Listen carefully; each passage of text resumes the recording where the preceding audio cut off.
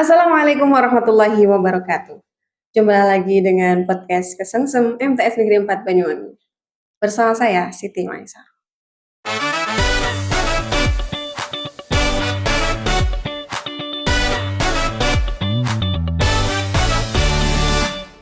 Alhamdulillahirrabbilalamin. Kali ini podcast Kesengsem akan berbincang tentang kedisiplinan siswa. Saat ini saya sudah bersama bintang tamu dari Guru Koordinator Tata Tertib MTS Negeri 4 Banyuwangi. Bersama saya sudah ada Bapak DRS Irwan Mahmudi. Assalamualaikum Bapak. Waalaikumsalam warahmatullahi wabarakatuh. Bagaimana keadaannya hari ini Bapak? Alhamdulillah masih sehat walafiat. Dan Alhamdulillah. terima kasih atas undangannya. Semoga podcast kali ini akan juga bisa memberikan manfaat untuk seluruh siswa, terutama lembaga kita untuk lebih baik. Amin. Kami juga berterima kasih atas perkenannya Bapak sudah hadir di podcast Kesengsem hari ini. Baik Bapak, kita hari ini akan berbincang tentang kedisiplinan siswa nih Pak. Sebagai koordinator Tata Tertib MTS Negeri 4 Banyuwangi.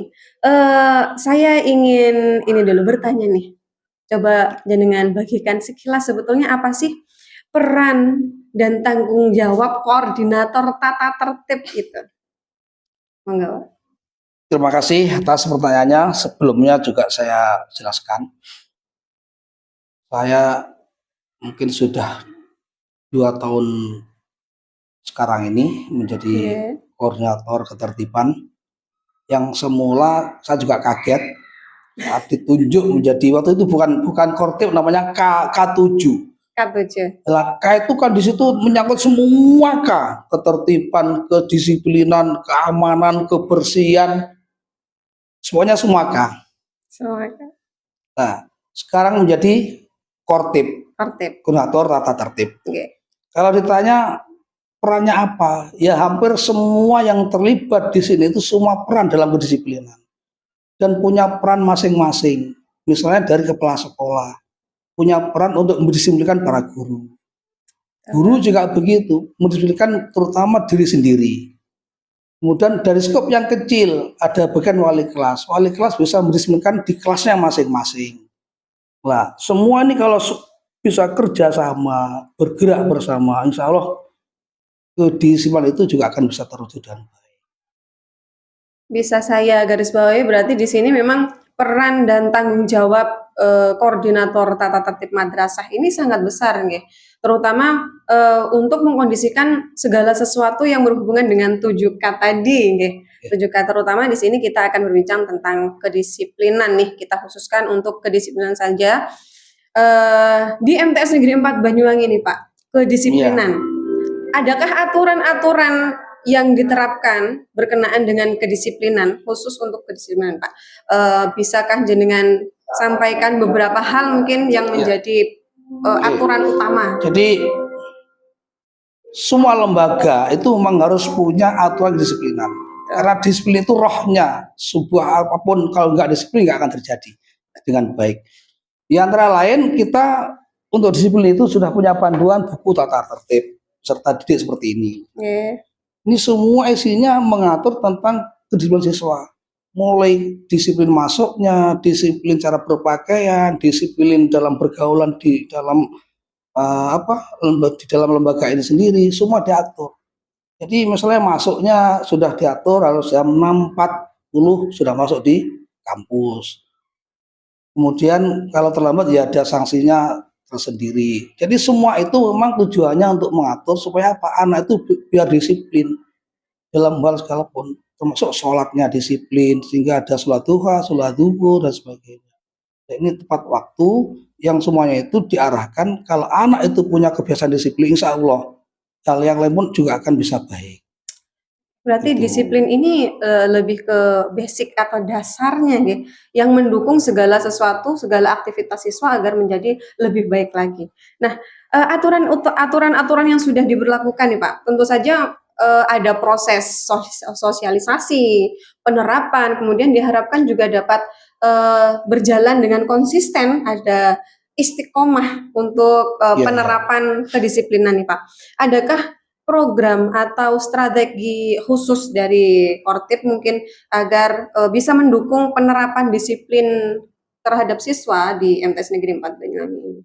Sebelum khusus, ini kan ada yang secara umum ya. Oke. Misalnya kalau siswa baru atau pada saat kita masih mau masuk, itu semua wali kelas, bukan wali kelas, wali murid, Wali ini murid. sudah disodori semacam perjanjian. Oke. Ya.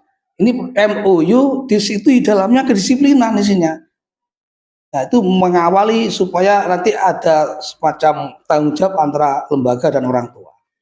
Nah, kemudian di dalamnya kita juga menerapkan secara khusus, misalnya ini kita mulai dari per kelas, sehingga di dalam kelas itu ada namanya buku kendali masing-masing kelas. Baik. Nah, buku kendali itu yang megang wali kelas, yang di situ bisa dilihat setiap hari anak-anak yang melakukan indisipliner akan kelihatan di situ. Lalu akan ada tindakan, ada penyelesaian, ada follow up-nya di situ. Dan setiap bulan itu dikoreksi oleh wali kelas dan diketahui oleh Bapak Kepala Madrasah, termasuk diketahui oleh khotib.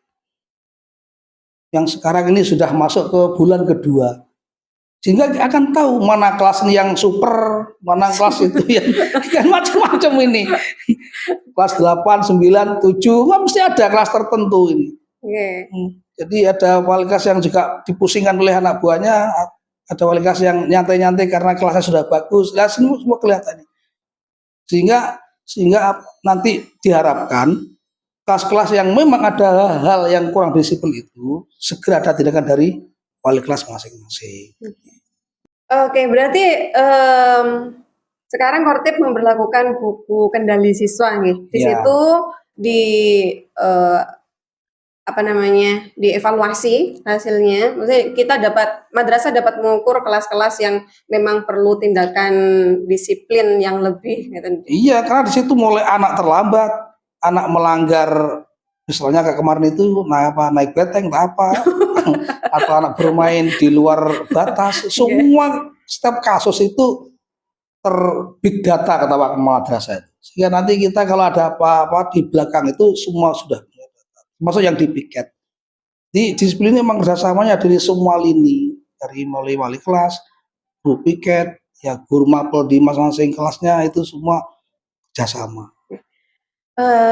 Dari penerapan tindakan kedisiplinan nih Pak, adakah tantangan yang paling berat nih mungkin dari sekian banyak aturan? Bagian mana sih yang paling susah untuk diterapkan terhadap siswa? Adakah atau mungkin sekalian memberikan jalan keluar atau solusi? Tantangan yang paling berat ini yang jelas adalah situasi keadaan yang memang tidak bisa kita lepas kondisi kultur sosial masyarakat. Artinya begini, anak-anak itu yang di sini itu banyak masalah, itu tidak bisa lepas dari lingkungan mereka. Jadi kalau mereka tuh sudah lingkungan yang juga susah diatur, di sini juga susah diatur. Kita jujur saja memang, misalnya ukuran disiplin itu, kalau saya lihat untuk sementara, anak tuh kalau sholatnya disiplin, yang lain disiplin. Sementara kita tahu, kita akui saja, 80% anak-anak ini sholatnya masih nggak disiplin, belum disiplin. Itu juga akan mempengaruhi perilaku mereka di luar sholat. Tapi kalau anak yang sholatnya rajin, apalagi mau ba'diyah, mau qobliyah, lihat tadi di kelasnya pun dia juga bagus dan mendukung pelajaran yang dia pelajari itu. Jadi itu antara lain itu. Oke, berarti tantangan terberatnya sebetulnya adalah pengaruh lingkungan juga, Iya. Tidak hanya di dalam madrasah, tapi juga lingkungan sangat berpengaruh terhadap kedisiplinan siswa. Jika didapati nih Pak, ternyata siswa telah melanggar kedisiplinan, telah melanggar tata tertib, bagaimana prosedur atau apa hal yang dilakukan terhadap tindakan yang diberikan kepada siswa yang melanggar tersebut? Nah, ini kan melihat dari konteks yang dia langgar. Kalau hanya misalnya masih sebatas hal yang ringan, mungkin bisa wali kelas menyelesaikan. Kalau sudah agak menengah ya bisa ke BK. Kalau sudah agak berat ya mungkin sudah BK, wali murid kita libatkan. Ini tergantung melihat seberapa berat pelanggaran yang dilakukan anak-anak itu. Soalnya begini, misalnya kita mendisiplinkan anak-anak itu tidak merokok misalnya. Kalau kita melarang anak nggak merokok nggak bisa. Minimal kita ya meminimalisir tadi itu.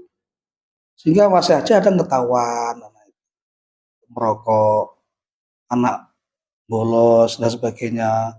Ya semua itu ya bagaimana kita berupaya untuk mereka tidak melakukan hal seperti itu.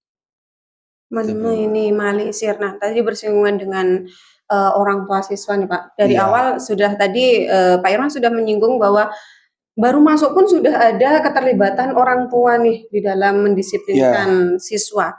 Nah, menurut Bapak nih, seberapa penting sih keterlibatan orang tua terhadap kedisiplinan siswa terutama di MTS Negeri 4 Banyuwangi ini? Ya sebenarnya orang tua itu secara langsung memang sebagai robun, sebagai Pemburu. pendidik orang tua itu secara langsung. Guru itu kan second hander, orang tua kedua. Makanya kalau diserahkan kepada guru, sementara di rumahnya anak itu tidak terpenuhi pendidikan dari orang tuanya, ya kita akan sulit sekali, akan sulit. Betul. Kita gampang aja contohnya. Ini kita tidak membedakan. Kelas unggulan misalnya, kita bisa melihat di situ bagaimana mereka di keluarganya. Rata-rata keluarga sehat, rata-rata. Pokoknya anaknya sehat-sehat. Tidak hanya sehat fisiknya, tapi Oke. juga sehat rohaninya. Oke, betul. Itu ngukurnya kita gak jauh-jauh itu aja. Memang sangat penting ya peran orang tua Iya, dalam mendukung segala sesuatu berkenaan dengan siswa terutama kedisiplinan ya. Dari tadi menyinggung bahwa disiplin ini sebagai faktor utama segala satunya menjadi lebih baik. Kalau anaknya disiplin bisa berdampak pada kecerdasan juga, kecerdasan iya, akhlaknya juga ya. akhlaknya. Betul. Jadi makna disiplin itu sendiri kan kalau dalam bahasa Arabnya kan istiqomah. Ya, Cara bahasa Jawanya kan ajek.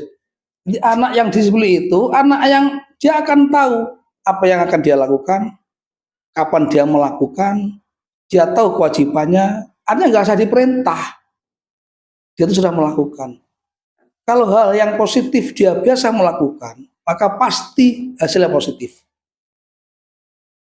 Jadi kalau bahasanya Rasul kan as-siddiqi yahdi ilal birro, ilal birro yahdi ilal jannah. Jadi siddiq itu kebaikan atau disiplin tadi akan menunjukkan kepada kebaikan. Kebaikan itu mesti ke surga. Setiap anak yang punya kedisiplinan pasti yang dilakukan yang baik. Karena dia tahu ini nggak baik, dia tahu ini nggak benar, maka dia nggak akan melakukan. Mungkin seperti itu. jadi lebih dalam sekali ini ya. Saya mendengarnya jadi seperti saya sendiri yang Oh iya, diskusi. Oke, Pak. Sejauh ini MTS Negeri 4 Banyuwangi pernahkah menerapkan penghargaan terhadap siswa paling disiplin mungkin?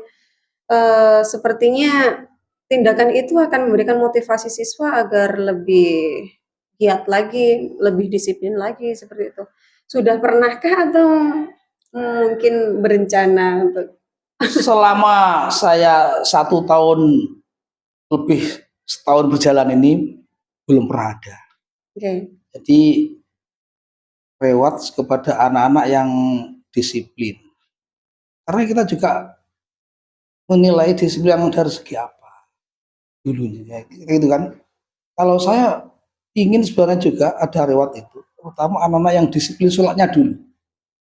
Kita bisa lihat kayak tadi misalnya oke, di saya imami di kelas di anak putri di aula. Jadi sekian ratus anak itu hanya ada satu anak yang sholat ba'diyah dan sholatnya 4 rakaat nggak 2 rakaat. Terus oke, tanya kelas berapa? 7B. oke. Langsung saya tanya Bu Ir, itu loh, itu sholat. Saya yakin itu pasti disiplin segalanya. Saya bisa jamin. Meskipun saya belum kenal dia.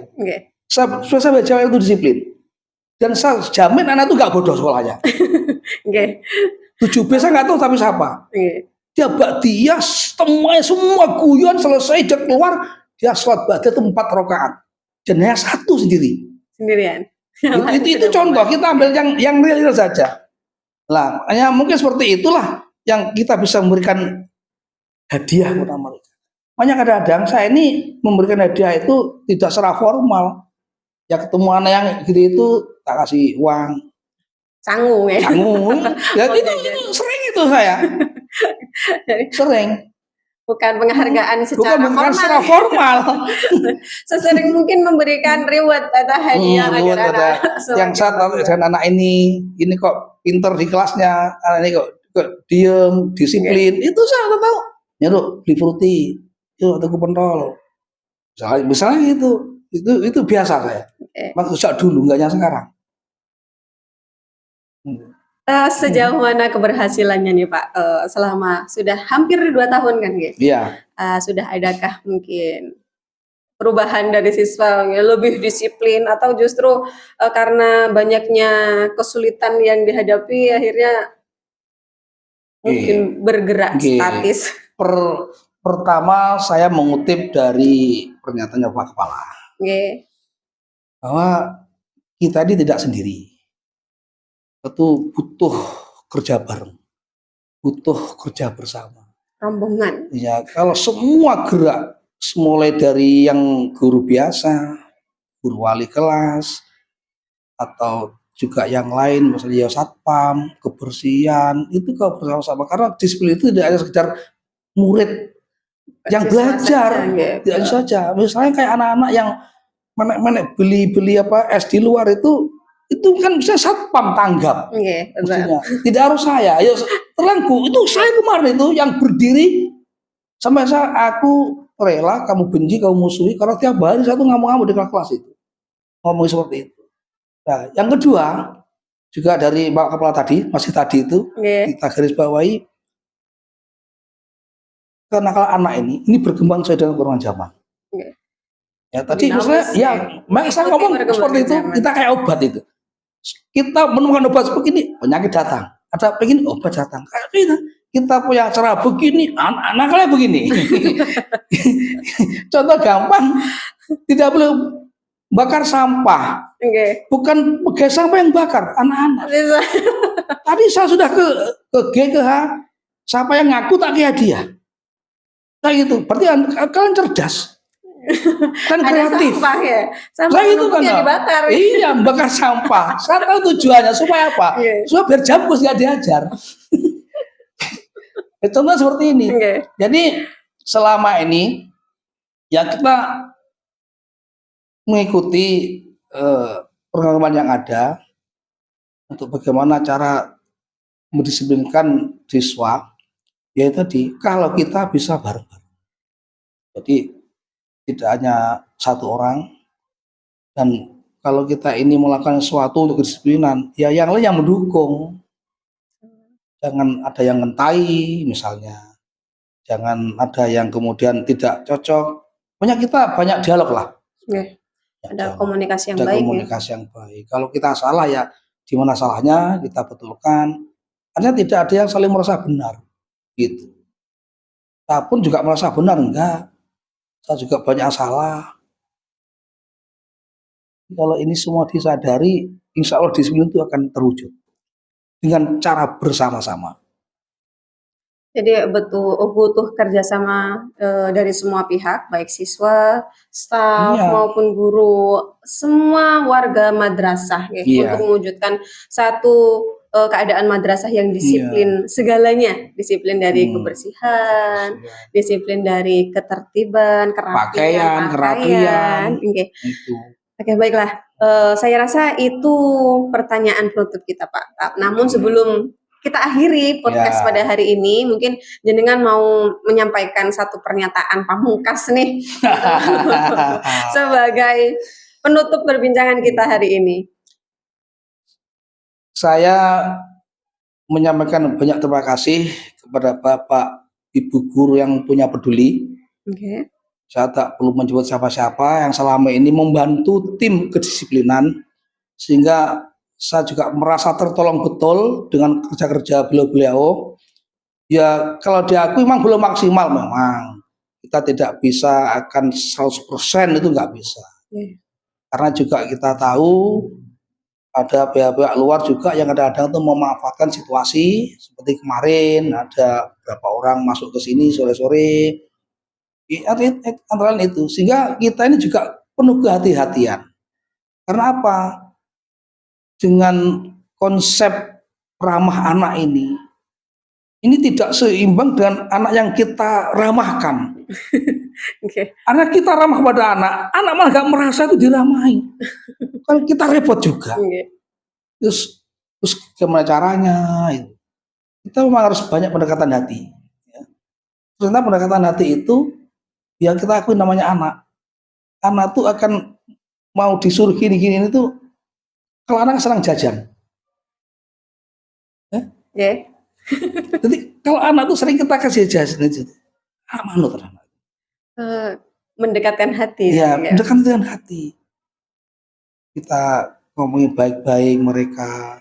Kalau kita kasar, mereka semakin melawan. Dan ya tadi itu kita harus menyadari itu perkembangan yang kita tidak bisa mengelak dan itu pasti kita alami dan terus berkembang ini. Nah, kita juga tidak boleh kendor tadi, iman kita nggak boleh turun kata Pak Kapolda tadi. Kita harus teguh. Kita harus teguh apapun resiko yang terjadi. Apalagi nanti untuk 5 tahun ke depan ini saya juga sudah berpikir yang tua sudah nggak ada, masuk saya ini kan sudah nggak di sini. Makanya Pak Hafid jenengan itu nanti punya tanggung jawab besar itu sebagai generasi penerus ya. Dan tantangan lebih berat. Kalau tidak sekarang dikonsepkan secara matang akan berat tantangannya. Kita nggak akan lebih mudah nanti. Karena apa? Anak ini kan hanya pinter otaknya, tapi hatinya akan kosong mereka. Jadi otaknya bermain terus, dia tanpa mengisi rohaninya. Rohaninya kosong, tapi perutnya sementara perutnya kenyang. Ya itu. Berarti di sini saya berikan garis bawah bahwa untuk mendisiplinkan siswa, mendisiplinkan anak tidak harus menggunakan tindakan kekerasan karena di MTs Negeri 4 Banyuwangi ini telah menerapkan sekolah ramah anak. Jadi kita perlu menggunakan pendekatan dari hati ke hati agar segalanya bisa berjalan lancar dan tidak akan terjadi hal-hal yang melibatkan orang luar yang memanfaatkan keadaan yang terjadi di MTs Negeri 4 Banyuwangi. Oke. Demikianlah percakapan kita mengenai kedisiplinan bersama Bapak Irwan Mahmudi. Semoga pemirsa di rumah dapat mengambil manfaat dan bisa mengetahui segala hal yang diterapkan oleh MTs Negeri 4 Banyuwangi, terutama bagi wali murid agar tahu bagaimana putra-putrinya dididik agar menjadi disiplin di MTs Negeri 4 Banyuwangi tanpa ada kekerasan. Demikianlah. Terima kasih atas perhatiannya. Oh ya, sebelumnya saya sampaikan kembali terima kasih Pak Irwan. Sama-sama terima kasih atas undangannya. Di Sumber Hidup Sani baru kali ini ada undangan podcast. Spesial ini Pak, pertama kali ada di podcast Kesungsem MTs Negeri 4 Banyuwangi. Demikianlah pemirsa. Terima kasih atas segala perhatiannya. Mohon maaf atas segala kesalahan. Saya akhiri di sini. Wassalamualaikum warahmatullahi wabarakatuh. Waalaikumsalam warahmatullahi wabarakatuh.